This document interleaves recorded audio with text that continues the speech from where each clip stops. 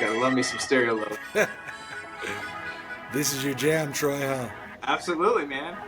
Everyone knew it was my jam back in high school. All right, everybody. Welcome again to another edition of Those Guys Podcast. And today we have a few things on the agenda for you guys. Of course, we're going to talk about our predictions from last week.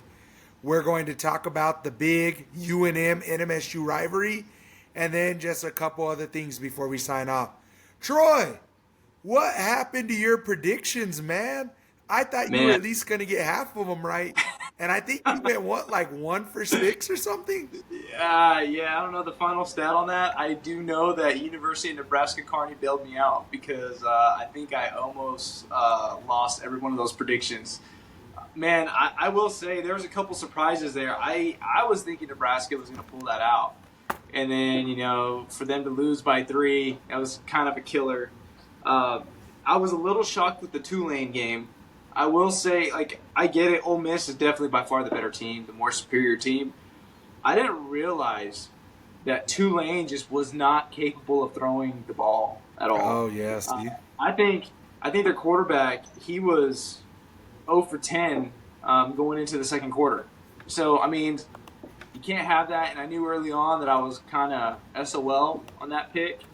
Man, I was hoping that they would keep it a little bit closer, but we'll see. They got Tulsa next week, and we'll see. But yeah, man, I was kind of thinking Wyoming. They kind of kept it close to the very end, but their offense just got off to a slow start, man.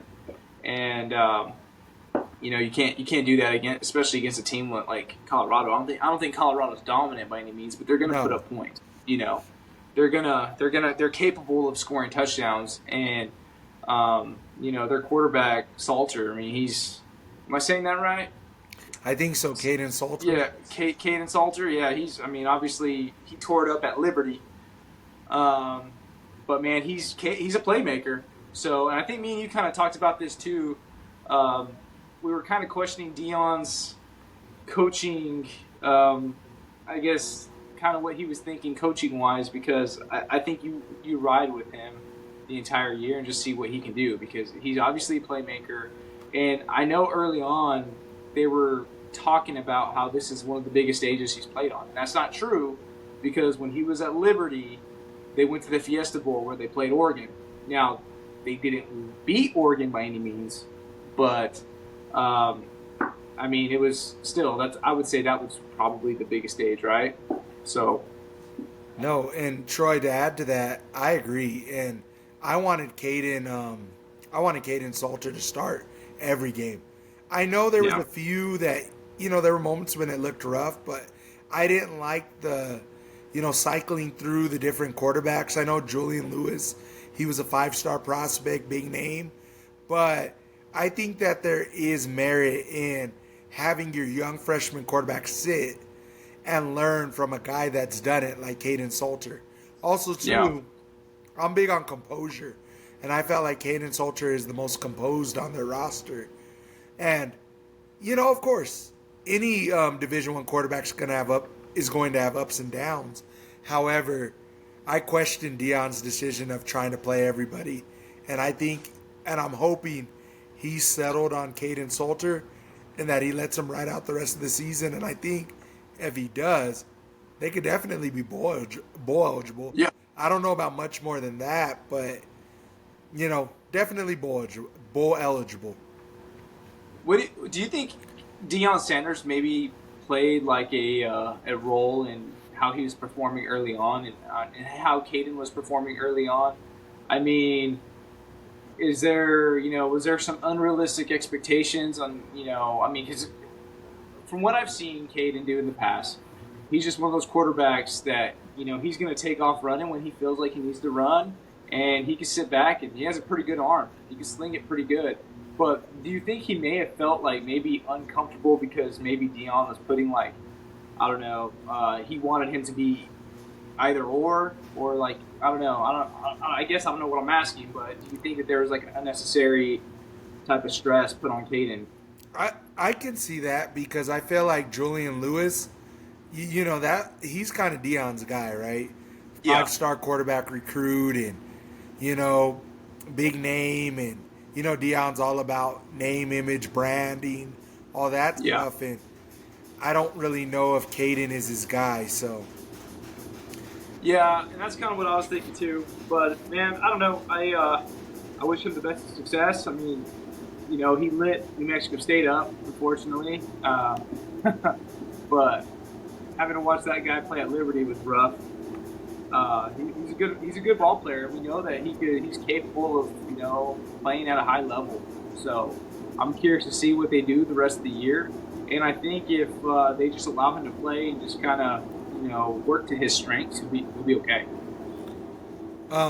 Yeah, no, I agree, and I'm interested to see how the rest of the season plays out.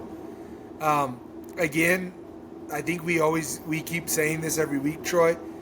Winning's a process, and I don't like this kind of new era of just every week unrealistic expectations, and Yeah. every week it's also about the show rather than just good X's and O's. And I feel like you have to build up your players. You have to build up your quarterback. You have to make your quarterback feel like, hey, you're the captain of this ship, and we're gonna sink or swim with you. And of course, hey, if Colorado went with Kaden Salter and they were 2-5 or 1-6, okay, I get it. Make the quarterback change. Try to salvage your season. But to start, mixing the quarterbacks week one, I just feel like it kills confidence. And this, Troy, playing at the next level. Being able to play at a high level is very confidence oriented. If you don't feel confident, it's going to hurt your execution on the field, right? Yeah, I always thought that too, was seeing teams that were playing multiple quarterbacks week one. Like, they still haven't come to a decision. You always see it. They're not going to have a successful season, or they're going to have a lot of, just kind of negative things happen offensively, or not have an offense. So, that's a good point to make. But real quick, Chris, I know we kind of jumped ahead about the picks, but I wanted to emphasize again, I think one of the real reasons why I'm having issues now trying to gauge these teams, because I used to have a really good idea. All this NIL stuff and the transferring stuff is really killing me right now because, man, it's hard. You can sit back a year and kind of see what kind of team someone's going to be maybe in the next couple of years, right? Because they have a chance to develop these players and get them going. A lot of guys are returning. But it's hard now, and I'm starting to figure that out. And just because, Tulane a couple years ago is not the same Tulane this year, right? And you can say the same for a lot of other teams. It's good and bad. But, man, with as many new faces and people transferring around, it's hard to keep up with. It is. I used to be decent with, keeping up with rosters and, seeing teams kind of build. And now there's times I don't even realize someone transferred. So that, I will say, is kind of playing a role in my ability to pick quality matchups. So, and another thing, Troy, too, in this, I guess, NIL player empowerment era, it's just there's so many just unknowns, right? Or there's so many factors that are playing in that makes it hard to kind of gauge. Troy, correct me if I'm wrong, but Oklahoma right now, they're looking like the hottest team in college football. I want to say that their quarterback's getting surgery. And, I guess and he's the Heisman front runner, and maybe he's legitimately hurt. I hope so.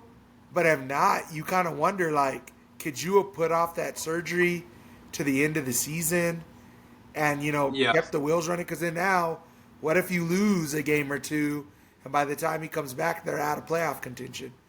But again, I'll have to do. I'm not sure if his injury was to the. I think it's thumb related. What's that? He's going to be out. He's going to be out 2 to 3 weeks. They're anticipating. Now, I don't know who they have the next couple weeks, but I know it's it's kind of going to be a grind. But yeah, you're right, man. I mean, what if that knocks you out of like SEC conference play, whatever the case may be? Um, but man, I will say though, right now I haven't seen a true dominant team. OU's kind of looked good. They've kind of surprised me, and they've been consistent. Right, the teams that they should have beat, they've beaten. Yeah. I will say Auburn's defense, they were tough, and I was obviously that game could have gone back and forth. I thought early on OU got a big call with that fumble. Yeah. That originally was a scoop and score, I believe, and yeah, that was called back, so it kind of worked in their favor. But man, me not being an OU guy, I have to admit, like I have to give them credit when credit's due, right? They look decent. So, but yeah, that thumb injury, I don't know, man. I mean, is it going to be one of those things where he's not gonna? It's really affecting his ability to throw the ball. I mean, obviously, if he's getting surgery on it right now, it must have been causing some serious issues at practice. You would think, right? Yeah. So we'll see how that impacts their season. I guess, man, right now, I mean, of course, there's dark horse candidates that come, but I guess we're going to have to pay closer attention to Indiana's quarterback because I think he's kind of like the Heisman front runner early on. Oh, really?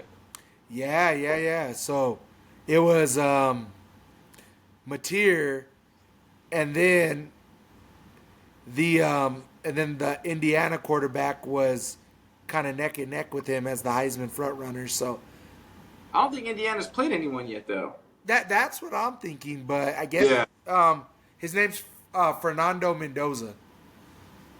Well, I will say, like I said, man, I have to give credit when credit's due. OU's taking care of business when they're supposed to, right? I mean, they haven't early on. They didn't play like a super crazy schedule, but they still played Michigan. They beat Michigan. Michigan just won a tough game against Nebraska. I thought Nebraska has been playing really good. So, I mean, man, they have some quality opponents. I can't be mad at it. They beat Auburn.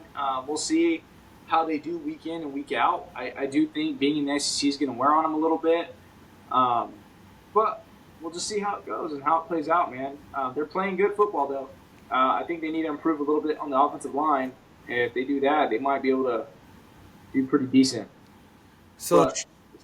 So Troy, wait. So you weren't impressed by Indiana blasting Illinois? I thought Illinois was they were ranked like 9th or something this past week, right? Yeah, and they got blasted. And I don't think Illinois is ranked number 9th. I'll be honest on that. I don't think they should have been ranked number 9th.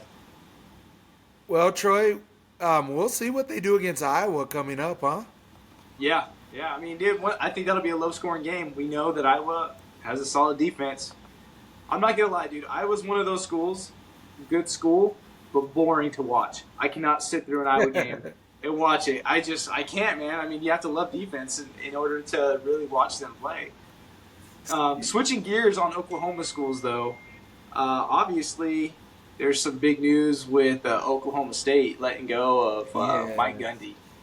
Man, that's bizarre. So, I don't know. Whenever I think of Oklahoma State, even as a kid, you think of Mike Gundy. You think of the speech, right? The one where he's like, I'm 40. I'm a man. Write stuff about me. Yeah. Troy, you a man? Are you 40? All heard it. I'm not. I'm close. I'm approaching 40. It's scary. Wait, the part about you're not 40 or you're not a man? Let's clarify. I see what you did there. Now we all know I'm a man, Chris. Yeah, well.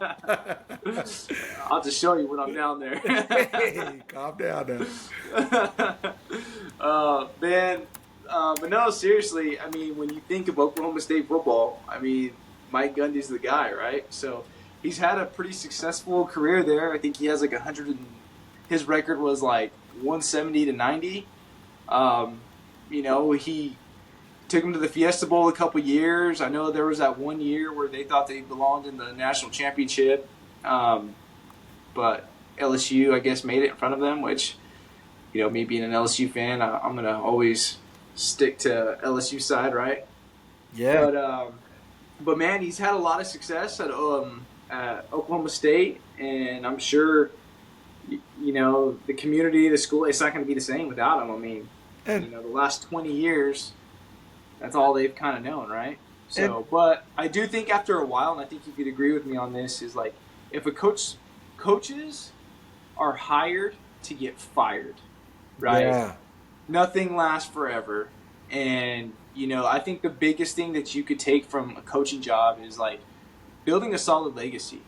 And, I think, like I said, I think that's what you have to go off of in a situation like that. And his legacy is going to be, solidified down there in Stillwater. I guess for me, Troy, what baffles me is like I understand that he had a bad season last year, what, like 3-9, and then this year he was starting off slow. But how do you cut a guy that has had success recently in 2023? He had a great year in Yeah. 2023. Not a, of course, not a college football playoff year, but still a really strong 10-win season. What, 2021, Troy? He won 12 games, won a bowl Yeah. game. I think in 2023 he won a bowl game. So to And they me, won, they won their last Bedlam game too. So, you yeah. know, So to me, Troy, it must be something internal, huh? There must have been an internal rift, or I don't know, maybe the players just kind of quit on him or something. Something's going to come out because I'm like, I don't know how you cut a legendary coach that had success a few years ago off of one bad season. So I don't know. I'm a big Mike Gundy fan. I felt like he's always been just, one of those hard-nosed coaches, very passionate about the sport, passionate about his players. Every time I watch a guy from Oklahoma State in the NFL, they just always seem like they was just tough, hard-nosed guys. Maybe with the yeah, no, exception of Brandon Whedon, but outside of him, I mean, what wasn't Des you're not Bryant an a, Oklahoma State guy? yeah, he was. You're not a Brandon Whedon fan? I mean, he was cool, but he was old, and he didn't really have Yeah. a good NFL career. Then again, he went to the Browns, right, where Yeah. quarterbacks go to die. But Yeah. anyways, No, Troy, that's a fair point.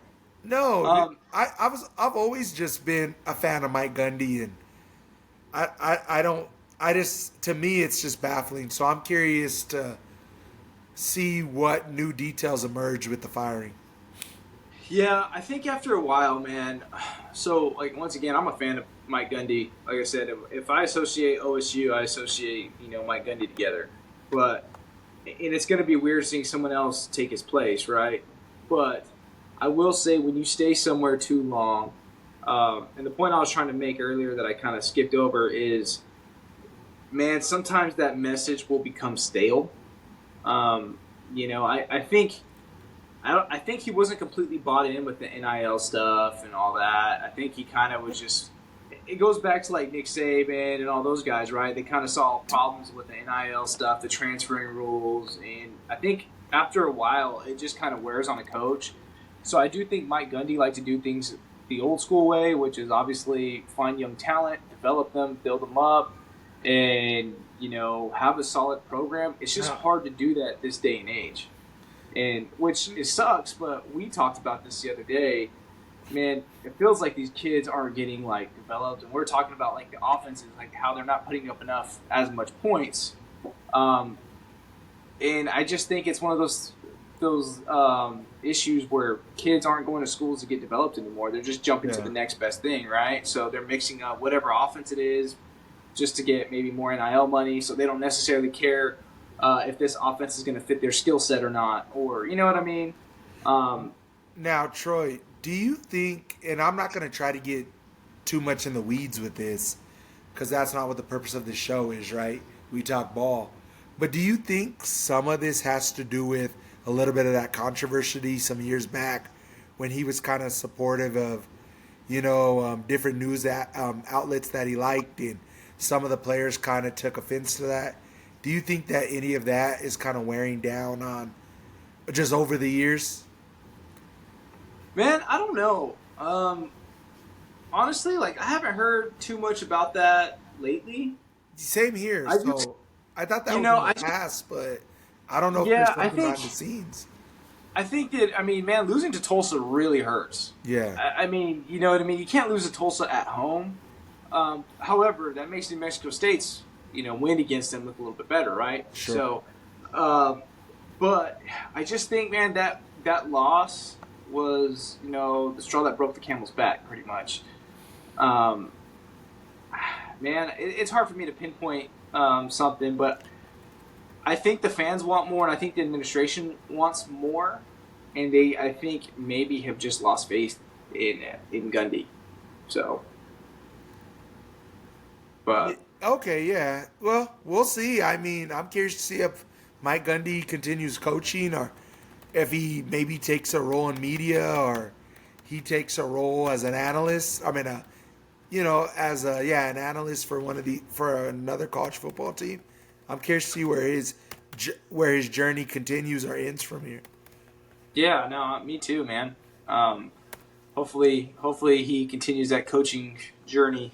So, Hey, Troy, maybe Oklahoma State will pick up your boy, huh? Jason Eck. oh man, yeah, that would be a good fit for Jason Eck. So I know I've already seen a couple of too early to call projections for the Oklahoma State coaching job, but I would say Jason Egg would be a hell of a fit there. I know, dude, people have to be paying attention to what he's doing. I know UNM, they're 2-1. However, yes, UCLA is not a great team. But they whooped UCLA. Yeah. So people are taking notice of UNM. I have to give them credit once again when credit's due, right? So, I do think that would be a good fit for him, honestly. I mean, He's a Wisconsin guy originally. It's where he played college ball. He coached at South Dakota State, went to Idaho. So Oklahoma State wouldn't be a bad fit for him at all. Sure. I like him at New Mexico, and I think UNM's got a really good coach there. I just think that's somewhat of an odd fit just because I'm just not used to him. I doubt that he's going to want to hang out in Albuquerque very long. So I won't get into the details on that, but I'm sure he isn't going to retire in Albuquerque anytime soon. But I will say, man, Oklahoma State, I've been to that campus for work many times. That campus is beautiful. If you're going to go to school, down there in Stillwater, you're going to have a great time. So the campus is awesome. They've updated a lot of their football facilities. It's just an overall good environment, and they have good fan support. Yeah. So that's somewhere I could see him finding a lot of success. And once again, Jason Eck is going to have, he always gets his players ready to play. So, yeah, well, Troy, it'll be interesting to see how this all unfolds. You mentioned UNM, Troy, so that's a nice segue to our next topic, which is the big Rio Grande Rivalry, Troy. Yep. University of New Mexico versus New Mexico State. Troy, growing up in Las Cruces, we knew that was the one game everybody would pack the stadium for because it was the big rivalry. What are your initial thoughts on how the game's going to play out, or just everything surrounding going into the game? Man, well, first of all, I will say it's hard for me to predict what's going to happen in that game, because whenever we were in college and we would go to those games, I would always think UNM was going to have the upper hand, because usually they were having the better seasons and they were just having more success on the field, right? And then NMSU would sneak away with the win. So I think so this rivalry obviously goes back to 1894, and UNM won the first game, and then it continued back in 1905. NMSU won the next two games, and then it's been back and forth. Now, for a while there, like in the 50s and I want to say like the 90s and early 2000s, UNM kind of ran away with the series a little bit, kind of put some distance between NMSU and them. But NMSU has some good years, maybe they'll win 2 in a row, or they've been keeping it a lot closer, and they've been actually pulling out some big wins against UNM lately. I think whenever we were in college, back in 2016, 2017, those were 2 really good games.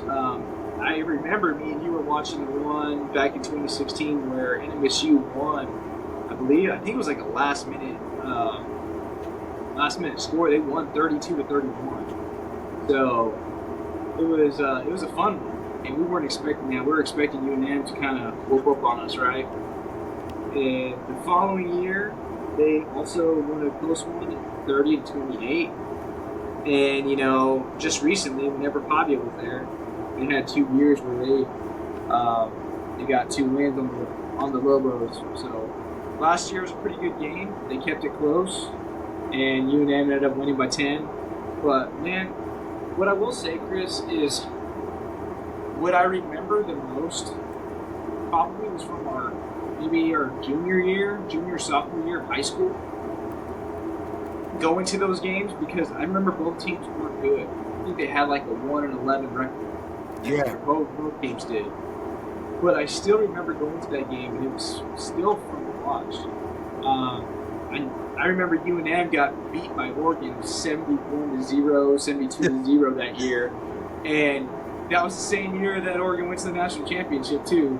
But man, I will say that it was fun to just watch that game. The stadium was electric. You saw both teams just battle it out, and it was a good time.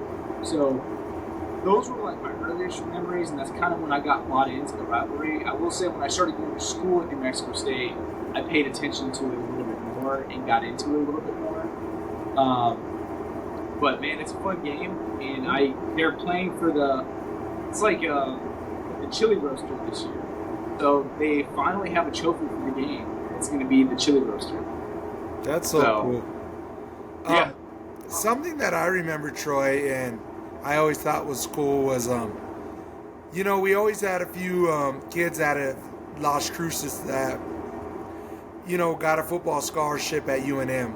So being able to see them play for UNM, but also play against their hometown team, and even a couple of our buddies that played for New Mexico State, seeing that was always cool. And feeling like you kind of had a connection with both teams, like, because we knew people. I always thought that was a really neat experience. But yeah, growing up, it didn't matter about records. It was an in-state rivalry. Both teams were apt to play each other, and there were times when NMSU would sneak one, and then there were times where NMSU was having a pretty decent season, and then UNM, they would beat them. So, it's back and forth. What scares me, though, Troy, for New Mexico State is their offensive line and their defense. Their defense gives up quite a few points, and I'm just afraid that if UNM gets rolling, they're going to put up the points. Offense, UNM has a pretty good defense, led by Jackson Eck. Troy, do you know is Jackson Eck related to Jason Eck? Yeah, that's his son. Okay, well, he's a pretty good linebacker. Yeah, he was in Idaho last year, did pretty well, had a pretty good season. And he brought him down to UNM, and I mean, man, that he flies all over the field. If you watch him, even that Michigan game, UCLA game, he's flying all over the place. So, but Chris, before I forget, you brought up a good point. You did feel connected to both teams, and my situation was kind of unique. My brother played baseball at UNM, so I started following more towards UNM at one point, right? And then I think I wanted to go to UNM. And I was actually on an unofficial visit. Me and a few of our teammates were on an unofficial visit to at UNM whenever they were playing the Rio Grande Rivalry. So we got to get VIP treatment to that game, right? Because they're just trying to show you all the cool stuff. That was that year where Loxley got fired early on. So they had, the coaching staff was just interchangeable, I guess. But man, it was fun being on that side of it, getting to see it from that perspective, Yeah. So, because you definitely want to go to one school or the other, and man, it was cool it was fun to see. So. Yeah, it is. It's a great experience, and for some of our fans out there that are not from New Mexico, if you're ever visiting New Mexico and it's around the NMSU UNM rivalry, go to the game. It's a Yeah. really, really good game. It's a fun experience. It's great. What scares me, Troy, is for NMSU again is not only does UNM have Jackson Eck, they also have a really good pass rusher in Keyshawn James Newby, and he's getting sacked Yeah. left and right. And I'm between Jackson Eck kind of just flying and probably going to make it difficult for us to run the ball. NMSU's not a great running team this year.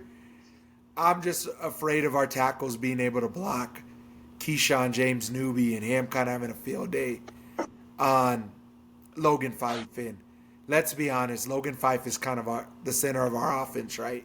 Yeah, he's Yeah. the quarterback, but if he gets going, we're okay. If he doesn't have time to throw and he's rattled, we basically are stagnant and we don't have an offense. So Yeah. I'm just concerned. I trust Tony Sanchez that he's going to scheme it up pretty good, but he has to get creative with the pass protection, with some of his blocking schemes, because if he doesn't, I'm just afraid it might get out of hand. Yeah, man. I will say so. NMSU's defense didn't play too well last game against La Tech. Yeah. They didn't. They weren't tackling well. They gave up a lot of points. However, the last couple games they played pretty well, especially against Tulsa. I know that's the biggest team that we really have to compare it to.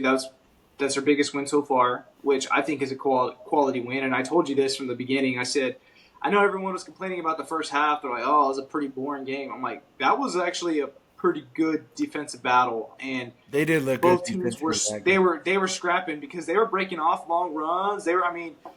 The offense was explosive on both sides. It was just weird things were happening, whether Tulsa was turning it over in the end zone or NMSU would get a penalty to basically lose the momentum, whatever the case may be. Now, I will say the offensive line, you're right. They're going to have to find a way to get the run game started against UNM. If UNM shuts down the run game completely and turns New Mexico State into a one-dimensional team and is forcing Logan Fife to just sit back and throw the ball, man, that's when you're going to see a lot more turnovers. That's when you're going to see a lot more mistakes. So the offensive line is going to have to come out and be more physical that game. They're capable of doing it. I know they are.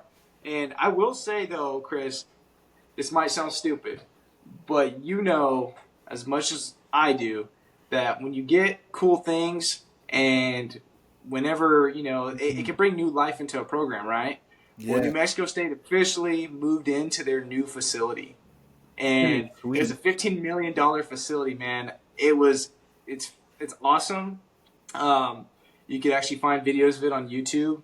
Alan Ortiz, he actually posts a good video of the actual locker room and kind of get in depth of the tour. So he'll kind of show you the ins and outs of it. So, man, I do think that's gonna. I know that sounds dumb, but I do think that's gonna bring some momentum and morale to the team. Because if you would have seen what they were in before, it's bizarre that they're able to have as much success as they've had in the past with the facilities that they have.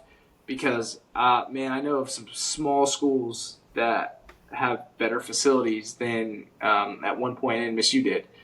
And it's nice to see that the school and the student body is starting to invest in them.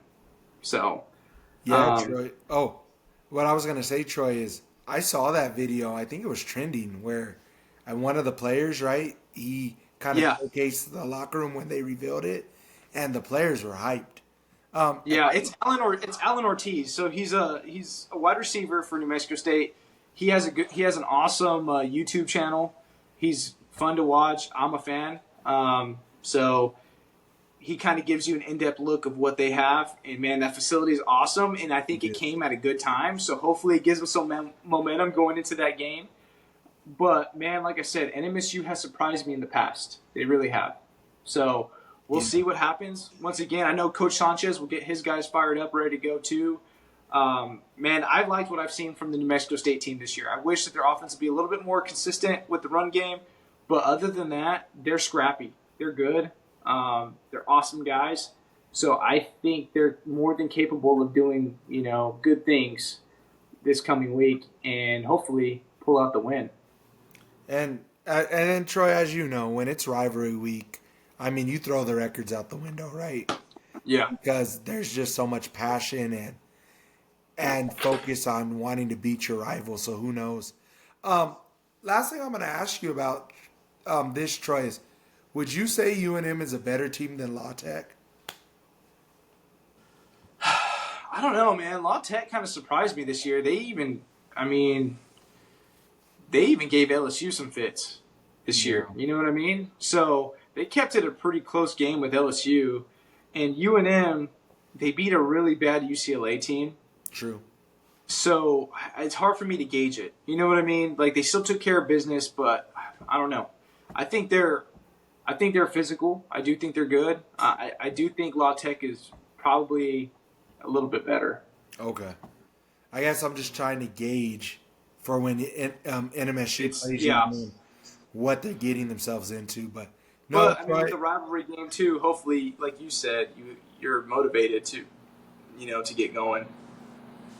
Yeah, Troy, do you want to take a? Well, you know what? No, no, no. We'll save our predictions for this game Yeah, for our show, for our Friday show, which will be a prediction show. So I yeah, won't get ahead of ourselves, and we'll man, pick I for will you do in a better on little these predictions, hopefully. And um, so, um, hey, but Troy, seriously, thank you guys. I mean, eventually, hopefully, we can start putting out some merchandise.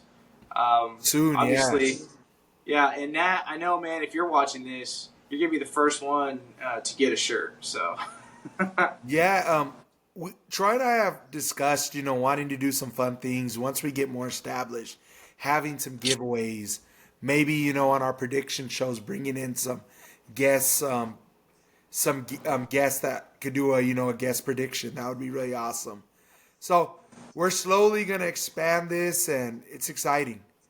And two, hopefully, if we're really established, we could start selling some of those guys shirts and everybody at home, could rep those guys' shirts, and that would be really awesome. heck yeah. Chris, I'm gonna have to cut it short, man. But if yeah, you guys just tune in this Friday. We'll have some good predictions for you. Definitely, yes. Tune in. Thank you, guys.